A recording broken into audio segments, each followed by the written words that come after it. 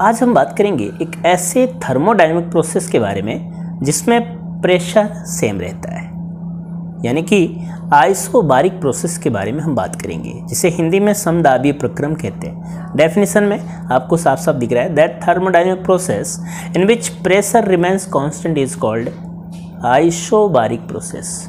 ये isobaric process कहलाता है। तो इस तरह के प्रोसेस की बात करते हैं, आज हम इसके बारे में ही पढ़ेंगे। आइसोबारिक प्रोसेस को समझने से पहले हम एक एग्जांपल लेते हैं। मान लीजिए हमारे पास एक वेसल है और इस वेसल में कोई लिक्विड भरी हुई है। यहाँ पे कोई लिक्विड है, इस लिक्विड को हम हीट करते हैं। यहाँ से टेम्परेचर यानी कि इंक्रीज़ करते हैं, यानी कि इसे हम हीट करते हैं। इसे मान लीजिए हम इसे हीट कर रहे हैं, तो हीट करने से क्या होगा, इसमें टेम्परेचर इंक्रीज़ होगा। बट अगर ये बाहर का एटमॉस्फेयर यानी कि एटमॉस्फेरिक प्रेशर यहाँ 1 atm यानी कि 1 एटमॉस्फेरिक प्रेशर के इक्वल है, तो अंदर का प्रेशर भी अगर मान लीजिए 1 एटमॉस्फेरिक प्रेशर के इक्वल है, इसका मतलब है कि ओपन सिस्टम में यानी कि कोई अगर वेसल है, वेसल वो खुला हुआ है, उस खुले वेसल में प्रेशर सेम रहता है। तो उस कंडीशन में सराउंडिंग का जो प्रेशर है वो सिस्टम के प्रेशर के इक्वल हो जाता है। दैट मीन्स हम कह सकते हैं कि ऐसे एग्जाम्पल में प्रेशर कांस्टेंट रहता है। ऐसे एग्जाम्पल में हम प्रेशर को कांस्टेंट कंसिडर कर सकते हैं। अब अगर बात करें कि मैं इसे हीट करूं, तो सिंपल सा कंसेप्ट है, हीट करते समय आपने इसमें कुछ हीट दी है, यानी कि इसके अंदर आपने कुछ हीट इंडल्स की है। आपने मान लीजिए इसे क्यू हीट दिया, तो क्यू हीट देने की वजह से प्रेशर तो यहाँ सेम है, वर्क डन भी होगा। यहाँ पे दो चीज़ें होगी, एक तो इसकी इंटरनल एनर्जी इंक्रीज होगी यानी कि डेल्टा यू इसमें इंक्रीज होगा, और एक वर्क डन होगा according to first law of thermodynamics. तो जो हीट गिवन है वो हीट रेस्पॉन्सिबल होगा for change in work done, और you can say work done और increase in internal energy of the system. बच्चों, जैसा कि आपको पता है आइडियल गैस इक्वेशन हमारे पास है। आइडियल गैस इक्वेशन आप लिख सकते हैं यहाँ, ideal gas equation PV equals to nRT। PV equals to लिख सकता हूँ मैं nRT। चूँकि यहाँ पे प्रेशर कांस्टेंट है, प्रेशर को हम कांस्टेंट अगर कंसीडर कर लेते हैं, देन मैं कह सकता हूँ कि यहाँ पे V इक्वल्स टू nRT इसे लिख सकते हैं। V इक्वल्स टू nRT, और ये जो प्रेशर है इसे अपॉन में रख दीजिए। चूँकि ये जो पार्ट आपको दिख रहा है NR अपॉन P, ये पूरा का पूरा कांस्टेंट पार्ट है, दैट्स वाई V प्रोपोर्शनल हो जाएगा T के। और ये जो लॉ है इसे कहते हैं चार्ल्स लॉ, इसे कहते हैं चार्ल्स लॉ। यानी कि चार्ल्स लॉ के अकॉर्डिंग अगर हम कहें कि वॉल्यूम प्रोपोर्शनल होगा T के, तो ये चार्ल्स लॉ के ही कंसेप्ट है। अब चार्ल्स लॉ के अकॉर्डिंग अगर हम मान लेते हैं हमारे पास दो गैस है, पहले गैस के लिए जैसा कि आपने पढ़ा कि V प्रोपोर्शनल टू T होता है, तो for first gas V1 proportional to T1 होगा। सेकंड गैस के लिए इस तरह से आप लिख सकते हो V2 प्रोपोर्शनल टू T। इस इक्वेशन को माफ कीजिए T2, इस इक्वेशन को कुछ इस तरह से भी लिखा जा सकता है, V1 इक्वल्स टू एक कॉन्स्टेंट यूज कर सकते हैं हम K T1, एंड देन इसे आप लिख सकते हो V2 equals to K T2। इस तरह से अब हमारे पास ये दो इक्वेशन बन गए। ये फर्स्ट इक्वेशन कंसीडर कर सकते हैं, इसे हम सेकेंड इक्वेशन कंसीडर कर सकते हैं। नाउ फर्स्ट में आप सेकेंड का डिवाइड कर दीजिए।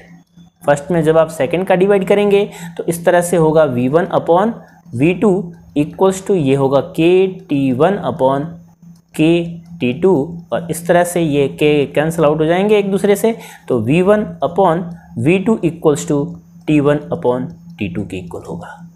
तो बच्चों यहाँ पे ये दो गैस के लिए वॉल्यूम का जो रेशियो होता है, यहाँ हम लिख सकते हैं, इसे हम T2 कर लेते हैं। इसे हमने T2 कर लिया, तो ये वॉल्यूम का जो रेशियो होता है इनके टेम्परेचर के रेशियो के इक्वल होता है, यानी कि टेम्परेचर में जो चेंज हो रहा है उसका रेशियो वॉल्यूम के अंदर होने वाले चेंज के रेशियो के इक्वल होता है।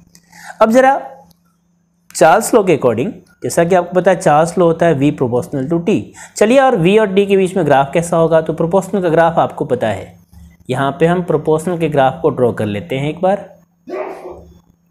ये मान लीजिए एक्स वाई एक्सिस है, वाई एक्सिस के अलोंग हमने v मान लिया और एक्स एक्सिस के अलोंग हमने t मान लिया। तो प्रोपोर्शनल के लिए आपको पता है यहाँ से एक स्ट्रेट लाइन होती है। तो इस तरह से हम कह सकते हैं कि v proportional to t that is Charles law का अगर ग्राफ आपको ड्रॉ करने को आ जाए तो आप लिख सकते हो v proportional to t and then graph एक स्ट्रेट लाइन बन। अब यदि आपको प्रेशर और वॉल्यूम के बीच में ग्राफ खींचना हो तो ये ग्राफ कुछ इस तरह से आप ड्रॉ कर सकते हैं। प्रेशर से एक स्ट्रेट लाइन आप ड्रॉ कर सकते हैं बिकॉज यहाँ पे प्रेशर कांस्टेंट होता है, P जो होता है ना वो कांस्टेंट होता है, इसलिए एक स्ट्रेट लाइन आपको ग्राफ के फॉर्म में मिलेगी। बच्चों यहाँ पे अगर स्लोप की बात की जाए तो चूंकि P कांस्टेंट है इसलिए इसका डिफरेंशियल कर लेते हैं। इसका डिफरेंशियल होगा dp अपॉन v के रेस्पेक्ट में इसका डिफरेंशियल कर लेते हैं बिकॉज यहाँ पे v गिवन है तो p का डिफरेंशियल होगा v के रेस्पेक्ट में, और चूंकि p कांस्टेंट है इसलिए इसके डिफरेंशियल की वैल्यू हो जाएगी 0। तो अब हम कह सकते हैं कि अगर डिफरेंशियल, आपको पता है कि डिफरेंशियल को स्लोप कहते हैं, यानी कि dp अपॉन dt dv ये कहलाता है स्लोप, और स्लोप को हम रिप्रेजेंट करते हैं tan थीटा से। इसका मतलब है कि p का स्लोप यानी कि p का जो इंक्लिनेशन है v के साथ कितना डिग्री है। तो इस तरह से जब dp की वैल्यू 0, dp अपॉन dv की वैल्यू 0 है, दैट मीन्स tan थीटा की वैल्यू भी यहाँ 0 होगी, tan थीटा की वैल्यू 0 होगी, that means theta equals to 0 degree. आप देख सकते हैं कि इस वाले लाइन यानी कि ये जो आपको लाइन दिख रही है इस लाइन का इस v के साथ कोई भी एंगल नहीं बन रहा है पैरेलल लाइन से, और पैरेलल लाइन्स के बीच में थीटा होता है 0 डिग्री। तो यहाँ पे आपको स्लोप तो क्लियर हो गया। इसको बारीक प्रोसेस में वर्क डन कितना होता है बच्चों, आपको पता है वर्क डन, जैसा कि आपको पता है वर्क डन यानी कि डेल्टा W इक्वल्स टू होता है P डेल्टा V। इसे हम इस तरह से भी लिख सकते हैं dW equals to P delta V। इसका आपको इंटीग्रेशन करना है, लिमिट लगाने आपको 0 से W तक, और इसका आपको इंटीग्रेशन करना है। चूँकि P कांस्टेंट है इसलिए इंटीग्रेशन ओनली इस डेल्टा V का होगा, जिसे हम dV भी लिख सकते हैं। इसे आप लिख दीजिए V1 से V2 तक। चूँकि P कांस्टेंट है इसलिए हमें इसे इंटीग्रेशन से बाहर लिखना है, कांस्टेंट वैल्यू को इंटीग्रेशन से बाहर रखते हैं। इसे आप लिख सकते हैं P now integration V1 to V2, और यहाँ आप लिख सकते हैं dV। बच्चों अब यहाँ पे dW का इंटीग्रेशन सिंपली W लिख सकते हो आप, P के प्लस पे P, dV का इंटीग्रेशन V होता है, एंड देन आपको लिमिट लगाना है V1 से V2 तक। अब यहाँ पे हमें दूसरे कंसेप्ट में इसे कुछ इस तरह से लिख सकते हैं W equals to P, and then जब आप इससे पहले वाले कंसेप्ट को देखेंगे, इससे पहले वाले कंसेप्ट में जैसा कि आपको दिख रहा है यहाँ अपर लिमिट V2 है, लोअर लिमिट V1 है। सबसे पहले अपर लिमिट की वैल्यू को ये V के जगह पे रिप्लेस करना, एंड देन माइनस के बाद V2 को रखना। तो जब आप इस तरह से रिप्लेस करेंगे तो रिप्लेस करने के बाद ये वैल्यू हो सकती है V2 माइनस V1। तो इस तरह से वर्क डन जो होगा वो V2 माइनस V1 के इक्वल होगा। अब बच्चों आपको पता है कि अगर हम इसका मल्टीप्लाई करते हैं तो मल्टीप्लाई के बाद कुछ इस तरह से वैल्यू आ सकती है PV2 माइनस PV1। चूँकि P कांस्टेंट है इसलिए हमने इसकी जगह पे P1 P2 का यूज़ नहीं किया, और आपको पता है कि PV1 इक्वल्स टू आप इसे लिख सकते हैं NR कांस्टेंट है, एंड देन आप लिख सकते हैं T1। इस तरह से PV2 के प्लस पे आप लिख सकते हैं NR T2। इन वैल्यूज़ को इस इक्वेशन में रिप्लेस करने हैं तो इस तरह से W इक्वल्स टू PV2 के जगह पे आप लिख सकते हो NR T2, एंड देन मैं लिख सकता हूँ इसे NR T1 बिकॉज PV1 की वैल्यू है NR T1। इस तरह से आपके पास वैल्यू आ जाएगी NR, एंड देन कॉमन आप ले सकते हो NR, और देन आप लिख सकते हो T2 माइनस T1। तो इस तरह से ये जो वर्क डन होता है, इस वर्क डन को हम कहते हैं work done in isobaric process. ये जो वर्क डन आया ये आइसोबारिक प्रोसेस में किया गया वर्क डन होता है। अब बच्चों टेम्परेचर यहाँ चेंज हो रहा है, वर्क डन जब हो रहा है देखा आपने टेम्परेचर चेंज हो रहा है, तो आप लिख सकते हैं यहाँ कि सिंस टेम्परेचर इज चेंजिंग, लिख सकते हैं आप since temperature is changing, temperature is changing, so internal energy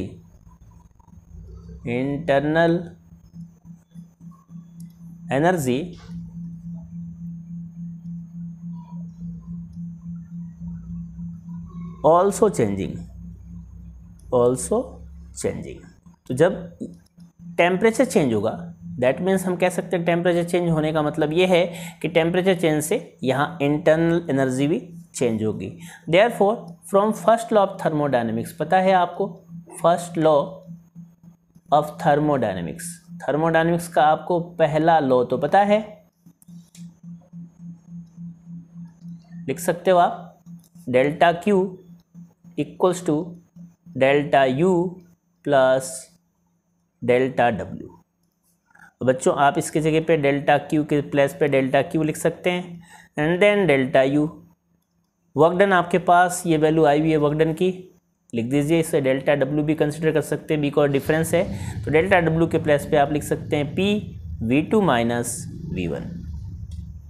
तो इस तरह से यहाँ से हीट जो होगी ना, जो भी हम हीट इसे देंगे इस प्रोसेस में, जो भी हीट देंगे वो तो इंटरनल एनर्जी को भी इंक्रीज करेगा, साथ में वहाँ पे एक स्मॉल वर्क डन होगा। अब आपको पता है कि for 1 mole gas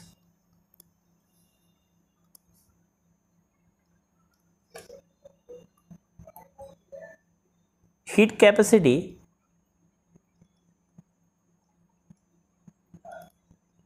at constant pressure, heat capacity at constant pressure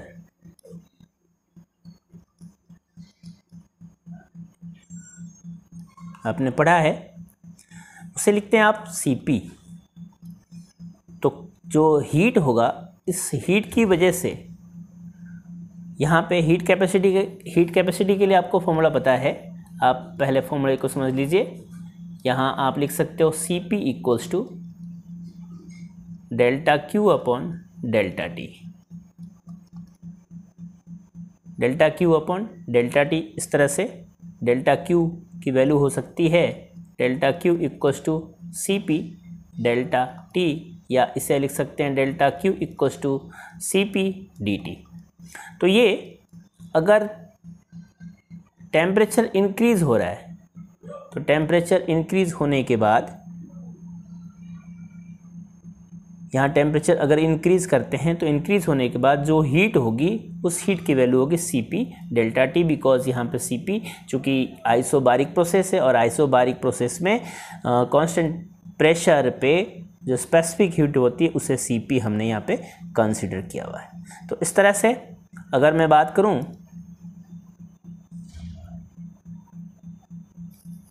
for n